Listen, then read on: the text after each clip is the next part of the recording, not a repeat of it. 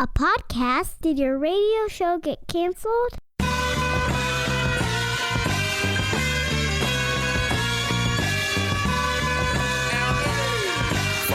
Fire.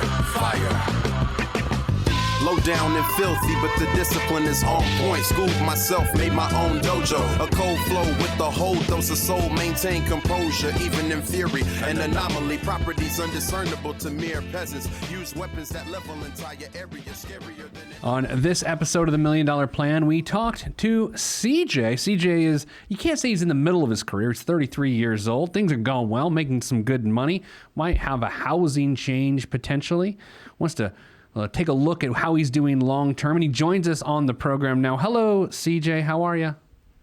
I'm doing well, Pete. How are you today? I'm pretty good. What can we do you for, as an old guy would say to another old guy who walks into a fill-in station in Nowhere, USA? Well, basically, my wife and I both got our career started, as you would say, late in our late 20s, before we really got a job that we were saving for retirement.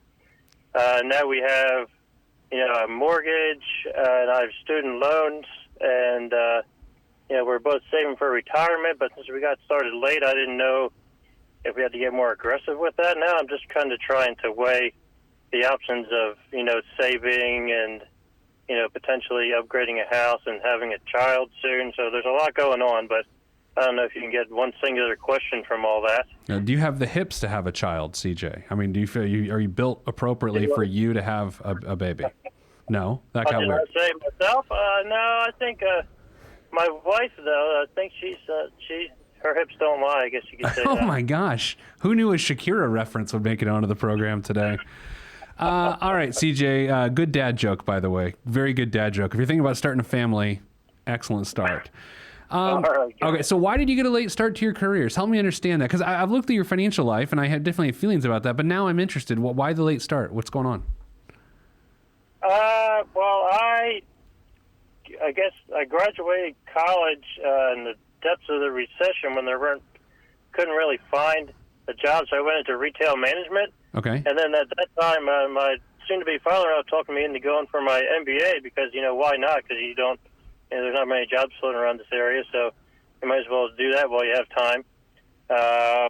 And so then I got multiple, job offers and stuff while I was getting my MBA, and that's why I got started late. Not only did the economy pick up, but, I was also in the middle of getting my MBA as well, so that was something that kind of turned towards, actually getting it started as opposed to just getting a paycheck, I guess you could say. Sure. Did you end up with student loans because of that MBA? Oh yes, yeah. I've been paying them off rather aggressively. I think I'm down to I pay $300 a month. I'm down to maybe 3 years left in that right now. Okay. Yep. I like the way you said that, by the way. Bree, pull up his numbers. I want to take a look. What's fascinating to me is the way you said that. You said, I have 3 years left. Most people don't think about student loans that way. They say, I pay $300 a month, and then they have no clue on how long they have left. So let's go full screen on that, Bree, and see. All right, so you've got $125,000 a year annual income. Your take-home pay is $6,400.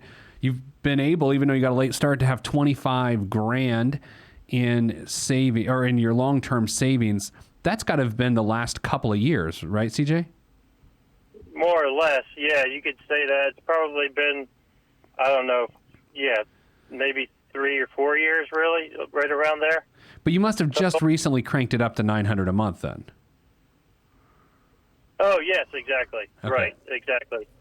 Yeah, we finally reached a point where we had that extra money, or at least in our budgeting mind, we were comfortable to have the extra money to put towards that, so we upped it. And you got $7,000 in regular savings. Let's take a look at your debts too. Your current mortgage. How much are we owing on the current mortgage? Do you know? You mean the total on the loan itself, or per month payment? Per month, you're $1,100. What's the total loan? Well, right now I think we owe $129. It was $146. Okay, so aggressive on that too. Yes, yeah, you could say that. $4,000 in credit card debt. What are you doing there, CJ? You going to Victoria's Secret a lot? Like, how you get $4,000 in credit card debt in this situation? That's actually kind of, I don't know. It's kind of older debt that I've been rolling from card to card as I save instead of paying that off. So, and what I mean, you probably hate this kind of strategy. I'm rolling that every year into a new interest-free loan. Of course, I'm paying a 3% charge, but I'm never paying interest on it. Well, and, you're probably going to slap me for saying that, but I don't. That's what I do. I mean, the purpose is to get that paid off, but I was trying to focus on my student loan, which I'm paying 6.5% on, rather than that, which it's less. Even though usually it wouldn't be less, but I'm paying less interest on the cards than I am on my student loan. Yeah, so I don't recommend that way, but I got to be honest. Number one, I'm never going to slap anyone because I'm not much of a fighter. I'm a tickle and run guy. I'll tickle you, and then when you want to punch, I'll run. Number two, that's important to know. Number two, it looks like I like your situation. There's some things I don't like, but overall, I like your situation. And the reason I like it is because your retirement situation is a lot better than you think.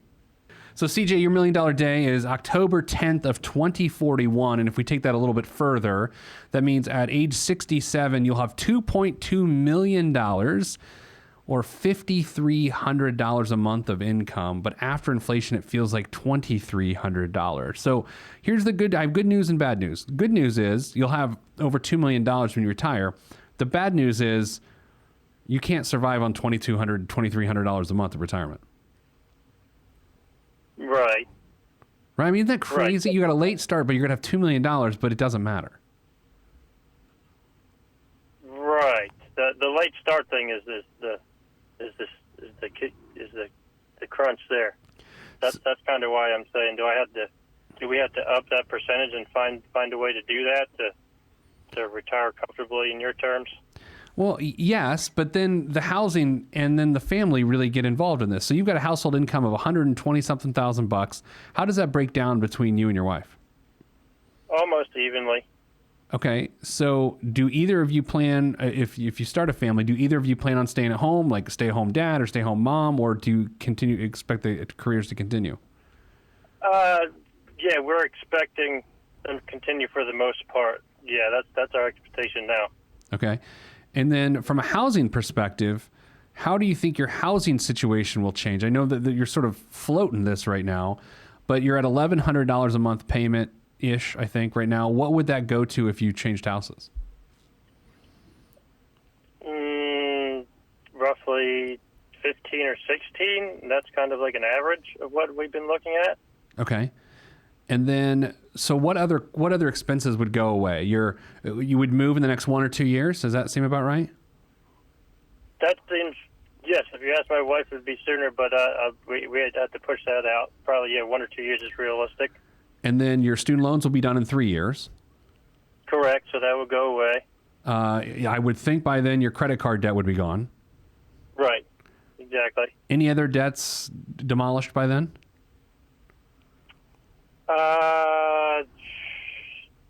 Not demolished, no. Okay. No, the car payment would have a year and a half or so left on it in 2 years. How did your savings account, you have $7,000 in savings. How did it get to that point? Just natural savings, or was there an event? Yeah, no, that's just a couple $100 here and there. That's kind of our emergency fund / our slush / house down payment. That is a lot of that is meant to go towards a new house, but it also acts as an emergency fund, so we don't put anything more on credit cards. Yeah. When medical or car stuff comes up. You know what's fascinating about your situation? I'm just running some numbers here as we talk about this. We talk about getting a late start and what that really means. I bet you essentially got a late start by about 6 years, 5 years? Is that what it felt like? Probably, yeah, that sounds about right. So if you add that into your situation, let's say you got that sort of late start, as opposed to having 2.2 million, but with the numbers being the same, you'd have 3.7 million if you had the same start but 5 years earlier. Isn't that crazy? I mean, that's how time affects our investment so much. If a few years into your career, you have, but 5 or 6 years earlier, you had $25,000 start and $900 going a month, you'd have almost $4 million at retirement instead of 2.2, but that delay cost you over $1.5 million. Yep. I'm salting wounds. At this point, I'm taking your wounds, spreading them apart, and just pouring in like Salt Bay right into your wounds. Yep, that's it. That's it. This is fascinating. I'm not to trivialize your situation. I know you're here for help, but this is fascinating to me because you're doing pretty much everything right, or I would say right for you because you're doing it different than I would do it, but what you're doing is working.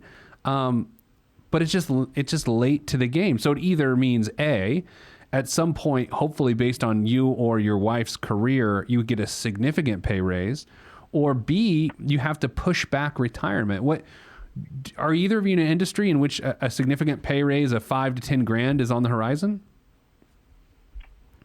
Oh yeah, no. I mean, if you want me to dig into that, I've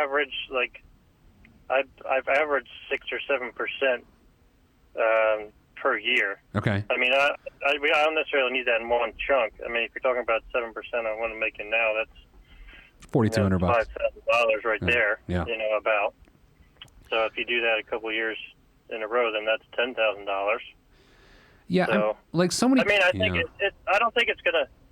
Maybe I'll get I mean, I'm kind of on the verge of promotion. I guess you could say I might get like a lump, 12 or 15. Being optimistic. In 1 year. And then bonuses to come after that. The way my company works is then it's more bonus oriented once you get to that level. So I'm not a real big title guy. I know like people like titles, but is your title that in the management chain, or are you still an associate? Oh no, I'm not. No, I'm just right below management chain, looking to get promoted in the next year or two. Okay. What industry are you in? Can you tell me that, or does that like compromise? Are you like in the CIA? Can you tell me that? Yeah. You could take CIA and then change a letter, and then you can. Can you get that? Oh, jeez. It's just one letter change, and then you're really onto the industry. Oh, jeez, I have no idea. What is it? It's not a CIA, it's a CPA. Oh, you're an accountant. Yeah, hence why I had some of the numbers already worked out. I'll tell you this, though. You're pretty interesting to talk to, which is just not consistent. Oh, come on. I don't like that bias that we get around here. We try our best. It's true, though, CJ. I've met thousands of CPAs, and I've talked to tens of them in a good conversation. So I'm just kidding. So that's good. Okay, so if you're in the... Okay, well, this changes everything in my mind. Like, number one, I'm glad you're cognizant of how you're doing things. Number two, that explains completely why you're doing the debt thing with the running the cards around. That's a very CPA thing to do. Number three, your income is, I don't want to call it limitless, but it's on the right track and it'll be fine. Right, exactly, right. So, I mean, I'm trying to get an idea of, should I really wait? Obviously, the baby needs to come sooner than later, and the children, but, do we have to up our savings sooner than later, or should I realistically be looking at, instead of doing total 9%, like 15%, try and do that and then get the compounding going earlier? Yes. I mean, you already saw what a 5-year delay does. So right, exactly. Yeah, I mean, look, I like the idea they're trying to knock out some of these debts and things, but if you're talking about, you have to think that your net income post childcare, and maybe you've got a childcare plan, of course, but it's going to be lower than what it is now, right? Or do you have free childcare? Well, it would be probably partially free between older sisters and mothers-in-laws. I don't think we would be full-time childcare. Okay. Well, then I would whatever your next pay increase is, I would use the next two very easily to crank up by, I guess, 7% a year of your 401k. Crank it up by 7% to 16%? Well, I mean, the way I look at it is, if you get a 7% raise, right. as opposed to absorbing that raise. Just throw it towards, I mean, it's not going to work out to 16% because it's 7% on 9, you know how Right. numbers work. Yeah, I do. But yes. yeah, but were you, I understand where you're sitting now. Yeah. But you can. so I love your situation. What have you done? Okay. So now that I know you're an accountant, now my other set of questions come out. By the way, did I know you're an accountant? Did you tell us this and I just did my reading, or did you not tell us this? I didn't say I wanted to keep it secret so I could throw you off a little bit. Oh my gosh. Okay. Well, now I mean, it matters. Here's the thing. No. You didn't ask that question on the or else I didn't see it. So all right. So here's what I got to know. How much life insurance do you have? You mean dollar-wise? Yes. 750,000 now, I Really? think. That's okay. So did you get it through like the CPA discount thing? Oh, yeah, CPA, yeah. Yeah. That's So for that's an unbeatable deal. for those listening and watching at home, CPAs always have a lot of life insurance because they get it through the ICPA, and it is dirt cheap, and it's great coverage. And every time you see a CPA, that's what they do, and it's as consistent as whatever's consistent. So that's good. How about a will? You don't have a will, do you? No, I don't. No, I don't. We don't have any I knew it. assets that really have to go through probate all that much, so I don't have one. All right, Yet. but you know when little CJ comes running around, that's important. You know that. Yes, yeah. If it's not going to pass directly through to the spouse, yeah, then we would need to. Obviously, yeah, yep. I do. I'm aware. Yep. Yeah, so this is all falling into place. It is weird. It's like, so you get a late start, but here's what happens in your early 30s, whether you get a late start or not. You get this like, okay, now let's move, let's have a baby, let's like, everything happens at once.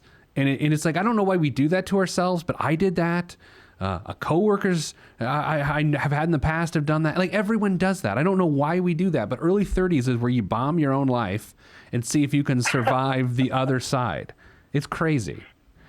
Oh, yeah, it is. Yeah, it's something about the 30 number, and then you just like, oh, grow up, get a, it's like I hate keeping up with the Joneses. It's not really keeping up with the Joneses. It's just starting a life and a family. Sure. More thing. What? How? I'm guessing you're an index fund investor. Not completely, no. Oh, what are you doing, Mr. Fancy investment theory guy? What do you got going? No, it's a mixture of index and active funds. I'm not doing too many crazy things. Okay, I didn't know if you were like harvesting Bitcoin. What are you doing? No. I stay away from the options, and I play with individual stocks a little bit in my late 20s, but I don't have time for that anymore. So you got an MBA and then the CPA? Yes. Man, so behind your name, you got so many letters. Yeah. I might. Yeah, I think I might be done, but we'll see. At some point it gets obnoxious. Yeah, exactly. Yeah, so that's where I'm at now.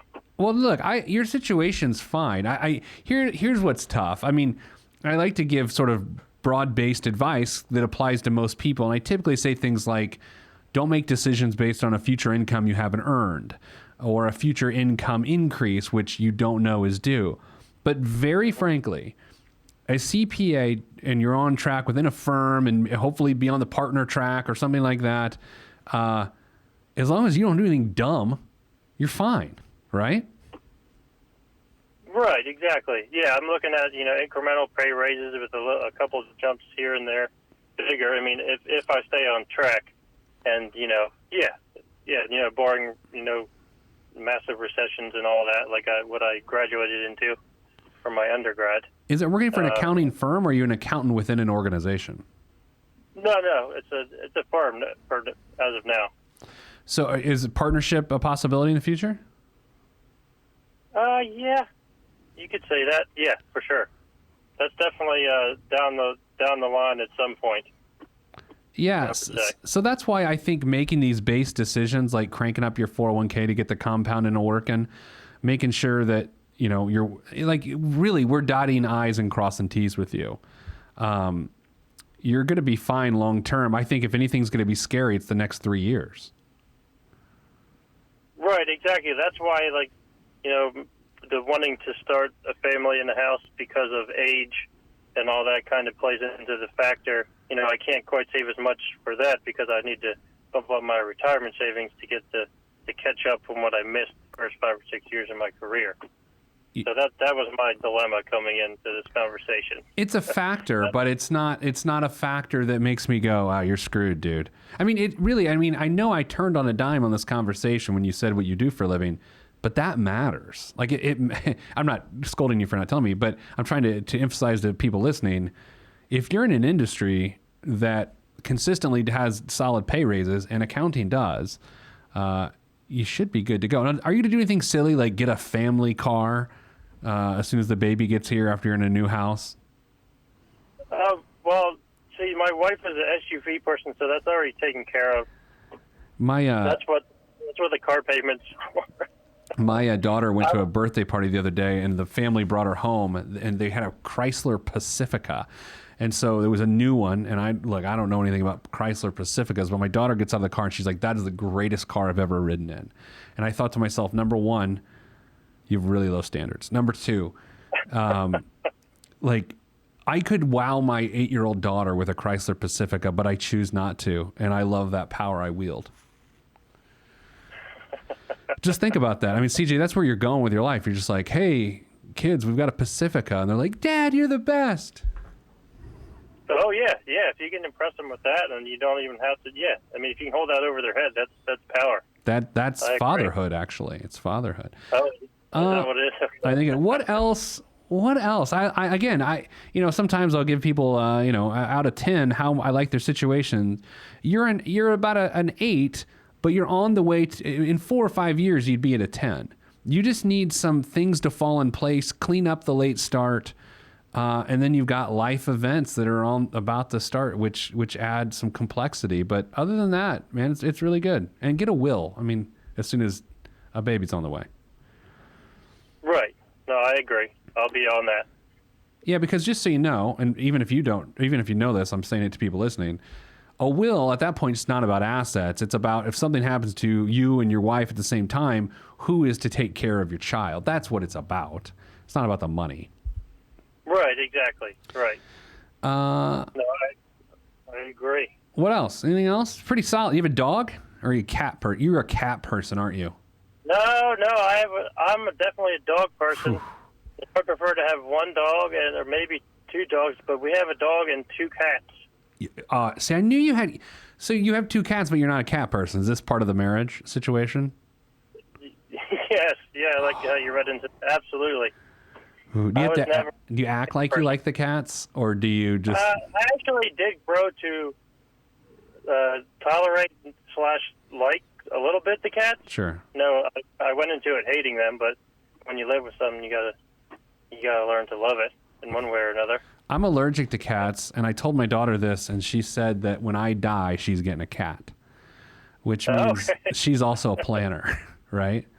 So. Oh yeah, she's ready. Yeah. She's gonna have that cat. That's cool. All right, so you're gonna have a new house, you're gonna have a dog, couple cats, you got an SUV. Life is good. So if there's nothing else, next couple raises, crank up your 401k as much as you can to get that compounding working. And then that's about it, man. It's just a matter of living life now. Okay. That's great. That's really answers my question, makes me feel a little bit more at ease as far as what I need to be doing. So I appreciate the time, Pete. No, my pleasure. Thanks for joining us. And if you want to be on the $1 Million Plan, go to PeteThePlanner.com/podcast, and we'll talk, and I'll ask you about your love of cats or dogs or ferrets or whatever else I'm thinking about today. So that's it for this week. I'm Pete the Planner. See ya. If you want to be on this podcast and have Pete fix your money life, then hit us up at PeteThePlanner.com/podcast. You heard me. PeteThePlanner.com/podcast. Log on. This is for information purposes only. It's not the Swiss financial planning device. Consult a financial advisor. Released from Everest, the fresh is fresh, and you can call me E.T. Word to John Tesh. Let me bless this harmonic presentation. It's amazing, so amazing. I'm the reason. Salutations, I bring you love, trying greetings from a faraway land. I am the sole controller. Put the remote down and let me take control. You're now a part of my zone, so enjoy yourself. Lovetron can restore your health. I bring you greetings, salutations. How you doing? And is that how y'all say it? The tinkling of the keys is an homage to the little star. I sojourn over poetic descriptions of sound and travel to my other world. Out of this world, spaceship on my arm took me home, fueled by the ink and the megabytes and the hypertext transfer protocol, stronger than the Skynet and the Terminator. I push faders into warp speed, glide with ease, creating a breeze they call a black hole. Event horizon, no rear view concerns. This I adjourn, and beats I burn. This I adjourn, and beats I burn. Salutations, I bring you love, trying greetings from a faraway land. I am the sole controller. Put the remote down and let me take control. You're now a part of my zone, so enjoy yourself. Lovetron can restore your health. I bring you greetings, salutations. How you doing? And is that how y'all say it?